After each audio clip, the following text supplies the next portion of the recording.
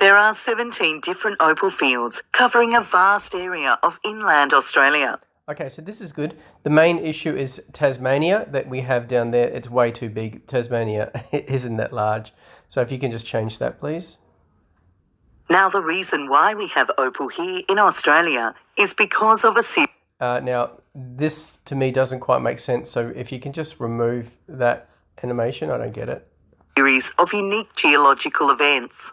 Firstly, during the Cretaceous period, which was between 144 million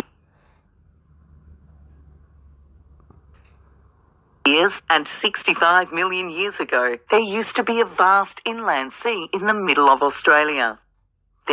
Okay, that's all good. And after the Cretaceous period, Australia started to separate from Gondwana land, during which there were periods of intense sustained erosion, resulting in chemical weathering.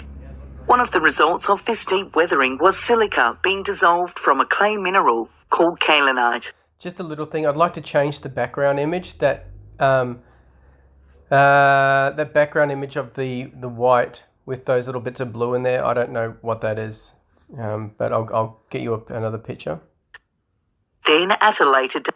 This is probably one of the biggest mistakes here. It's good, but just not quite right. The fault is this line that you've got in the middle of the in the middle of this image here. And it almost looks like the way you've done it, it's like a cave of water. So the water just runs down that very little that middle line very slightly. It's not like a river.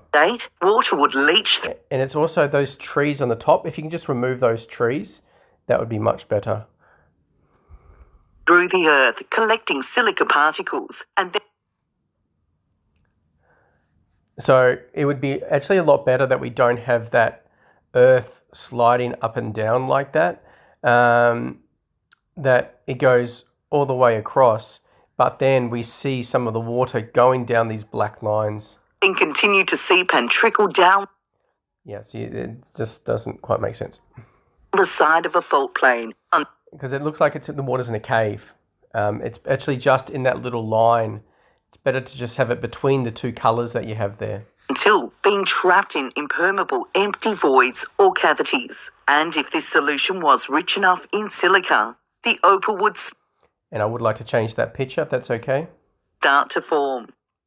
The reason why we get the play of colour in opal is because the silica has regrown into tiny silica spheres that are the exact same size, forming compact three-dimensional. Okay, that's good, but I don't like these bouncing.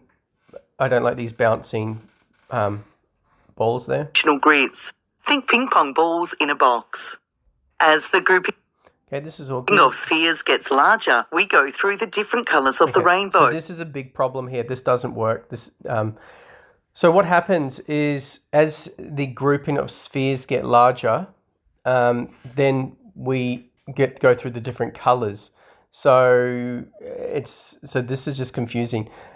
So as they're all small, we get the blue colour, and then as the spheres get bigger, we go through the different colours of the rainbow.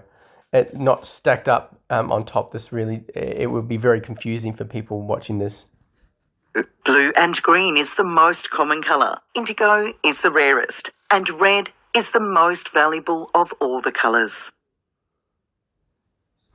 Okay, so if you just watch that video and let me know what you can change, that would be great. Thank you.